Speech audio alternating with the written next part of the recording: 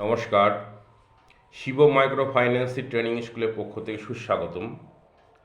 অষ্টমতম video এটা আজকে আলোচ্য বিষয় monthly receipt and payment report.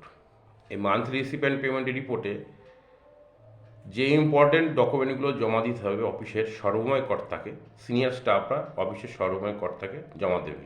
CEO post যিনি হোল্ড করেছেন তার কাছে রিপোর্ট জমা হবে, তারপর স্যালারি আউট হবে সাধারণত। সেটা মাসের ক্লোজিংয়ে এই রিপোর্ট স্টার্টিং হবে। সেই রিপোর্ট জমা দিতে গেলে কি কি পেপারস জমা দিতে হবে, কারণ মাসের শেষে যদি স্বচ্ছতা, আয় ব্যয়ের স্বচ্ছতা না আনান আপনারা, তাহলে আপনার অফিস গতিময় কোথায়, প্রোগ্রেস কোথায়, ডেভেলপমেন্ট কোথায়, সেটা তো ধরতে পারবেন না। সেইটার জন্য আয় ব্যয়ের রিপোর্ট খুবই প্রয়োজনীয় একটা মূল্যবান তথ্য। সেক্ষেত্রে এই মূল্যবান তথ্যে আপনার 9 দফা বা 9টা ডকুমেন্ট লাগবে, খুব ইম্পর্টেন্ট। 1 নম্বর ইম্পর্টেন্ট হচ্ছে রিসিপ্ট অ্যান্ড পেমেন্ট, কত টাকা আসলো কত টাকা গেল, সেটা আয় ব্যয় একটা পেপারস তৈরি হবে। 2 নম্বর পেপারস হবে মিসলিনিয়াস এক্সপেন্স, মিসলিনিয়াস এক্সপেন্সের একটা ডকুমেন্ট বা পেপার তৈরি হবে। 3rd ডেবিট ভাউচার, যা এক্সপেন্স হয়েছে প্রত্যেকটা এক্সপেন্স একটা ওয়ে থাকবে, ডেবিট ভাউচারের মাধ্যমে সেটা বেরোবে। 4th balance sheet. 5th পঞ্চম আর কি মাস্টার রোল, যাদেরকে লোন দিয়েছেন তাদের একটা মাস্টার রোল আকারে ফিল আপ করতে হবে। 6 নম্বর হচ্ছে লোন ফর্ম, যাদেরকে লোন দিয়েছেন সেই লোনের ডকুমেন্ট জমা হবে।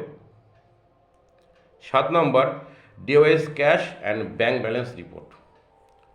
8 নম্বর device fund receive and transfer report. 9 নম্বর স্টাফদের মতামত, স্টাফদের বিবরণ। 10 নম্বর এই 9টা ডকুমেন্ট ফাইলবন্দি করে সিনিয়র স্টাফ সর্বময় কর্তার হাতে তুলে দেবে মাসের শেষে, তারপরে স্যালারি আউট হবে। এবার এই যে 9টা ডকুমেন্ট তুলে দেবে, 9টা ডকুমেন্টের মধ্যে প্রথম যে ডকুমেন্টটা তুলে দেবে রিসিপ্ট অ্যান্ড পেমেন্ট পার্ট। আমি জাস্ট এক্সাম্পল আকারে বলছি। সাপোজ ধরুন 1000 টাকা নিয়ে আমরা পিকনিক করতে গেলাম। 1000 টাকার পিকনিক আজকাল হবে না, তখন উদাহরণ দিচ্ছি। তাহলে কোনো একটা পার্ট বন্ধুরা বললো যে 1000 টাকা তুই নিলিস, কিসে কিসে খরচ করলি, তার বিবরণটা দে। ঠিক একইভাবে সারা মাসের অফিসে কত আয় হলো, কত ব্যয় হলো, ও আয়টা আপনার কী কী পার্টে হচ্ছে। ক্লোজিং ক্যাশ যেটা ছিল গত মাসের, কিন্তু এই মাস রানিং মাসে সেটা আসলে ওপেনিং ক্যাশ ইন হ্যান্ড আকারে হয়ে যাবে। তাহলে ওপেনিং ক্যাশ ইন হ্যান্ড কিন্তু একটা অফিসের আয়। দ্বিতীয় ঠিক একই, ক্লোজিং ব্যাঙ্ক ব্যালেন্সটাও ওপেনিং ব্যাঙ্ক ব্যালেন্স আকারে আসলে সেটা ওপেনিং ব্যাঙ্ক ব্যালেন্সটা একটা আয় আকারে আসবে। তৃতীয় হচ্ছে loan security, all kind of loan security, এটা একটা আয়। বিমা অফিসের বিমা বা লোন ফি একটা অফিসের আয়। ইনস্টলমেন্ট কিস্তি যেটা, সেটা একটা আয়। তাছাড়া আপনার আয় হবে ফান্ড, সংস্থার হেড অফিস থেকে ফান্ড পাঠিয়েছে, আদার্স ব্রাঞ্চ থেকে যদি ফান্ড পাঠিয়ে থাকে সেটা মানে হেড অফিসের যে রিপোর্ট সেটা তো মানে আসবে না, ব্রাঞ্চ ওয়াইজ রিপোর্টে আসবে। এটা নিয়ে আমি পরে বিস্তারিত আলোচনা করব। এখানে একটা পয়েন্ট বলে রাখছি, মাথায় রাখবেন, ব্রাঞ্চ টু ব্রাঞ্চের ফান্ড ট্রান্সফারটা মেন যেটা হেড অফিসের রিপোর্টে আসবে না। হেড অফিসের রিপোর্টে শুধুমাত্র আসবে হেড অফিস থেকে কোনো ফান্ড গিয়েছে কিনা, সেটা একটা আয়। ঠিক একইভাবে ব্যাঙ্ক উইড্রল, সেটা একটা আয়। মিসলেনিয়াস, সেটা একটা আয়। সেটা কোনো স্টাফ প্লান্টি হতে পারে, কোনো ক্যাবস বা পেপার বিক্রি হলো, বা কোনো ফাইন, বা কোনো স্টাফ সেভিংস আকারে খুব নিডিভাবে একটা প্রয়োজন হিসাবে অফিসের লোন ছাড়তে গিয়ে 1000 টাকা ক্যাশ প্রয়োজন ছিল, কোনো স্টাফ হেল্প করেছে, লোনটা বেরিয়ে গেল। বা প্ল্যানিংয়ে কোনো মিস্টেক ছিল, 1000 টাকা কোনো স্টাফের কাছ থেকে চেয়ে সমস্যাটা মেটানো হলো, পরের দিনকে দেওয়া হবে। সেটা স্টাফ সেভিংস দেখিয়ে, মিসলিনিয়াস ইনকাম দেখিয়ে আয় করে ব্যয় করা যেতে পারে। সেক্ষেত্রে সাধারণত স্টাফ সেভিংস অ্যাকাউন্ট ডিপোজিট দেখিয়ে লোন ছাড়া এটা খুব টাফ বা প্রোগ্রাম বা ব্রেনে ঢুকবে না। এটা আলাদা সাইড আমি কেটে গেলাম, বিষয়টা আমি একটু ক্লিয়ার করে নিই। যেটা হচ্ছে ধরুন লোন ছাড়তে গিয়ে 11,000 টাকা প্রয়োজন, অফিসে টাকা নেই,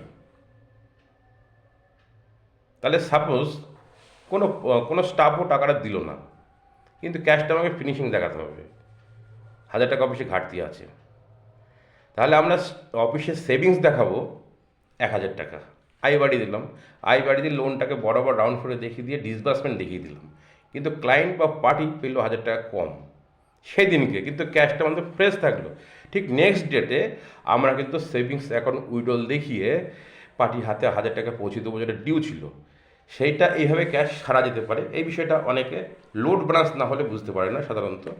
তাহলে সামগ্রিকভাবে যে কটা পার্ট নিয়ে আয়, সামগ্রিক আয় আসছে ব্যয়, যেরকম loan disbursement, security withdrawal, security adjust, bank deposit, miscellaneous expense, fund transfer,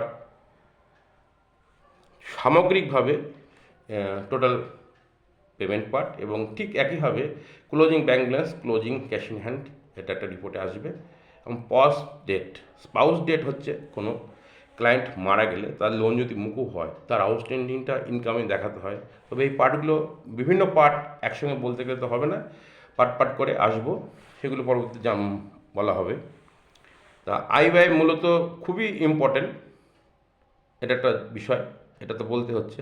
আর মিসলেনিয়াস অফিসে মানে যা খরচ হবে সে 1 টাকা থেকে যত এক্সপেন্স হোক না কেন ডেবিট ভাউচার মাস্ট, এবং সেটা লিখিত হবে, সেটা মিসলেনিয়াস খরচ। মিসলেনিয়াস খরচ এটা লিপিবদ্ধ থাকছে এবং প্রতিটা খরচই ডেবিট ভাউচারের মাধ্যমে বেরোবে। ব্যালেন্স শিট নিয়ে আলোচনা করেছি, staff wise, branch wise, RM wise balance sheet হবে ফিল্ডের ব্যালেন্সের ওপরে। ফিল্ডের ব্যালেন্স কী কী থাকতে পারে? Security, loan, current loan, outstanding, overdue balance sheet হচ্ছে। মাস্টার রোল, ক্লায়েন্ট লোন নিচ্ছে, শেষ ডকুমেন্ট একটা লাগবে। লোন ফর্ম, ক্লায়েন্ট যে লোন ফর্ম ফিল আপ করে লোন নিচ্ছে সেটা ডকুমেন্ট। ডিওয়াইস ক্যাশ অ্যান্ড ডিওয়াইস ব্যাঙ্কের একটা রিপোর্ট তৈরি হচ্ছে। ডিওয়াইস ফান্ড রিসিভ অ্যান্ড ট্রান্সফারের রিপোর্ট তৈরি হচ্ছে। স্টাফ মতামত তো থাকছেই, সব কটা রিপোর্ট একসঙ্গে একত্রিতভাবে কালেকশন করে সিনিয়র স্টাফ জমা দেবে সিইওকে ফাইল বন্দি করে, এবং ফাইলের উপরে ঠিক লেখা থাকবে সংস্থার নাম, আর লেখা থাকবে কোন মাসের রিপোর্ট, ডেট থাকবে, ফাইল নির্দিষ্ট আকারে হেড অফিসে তোলা থাকবে।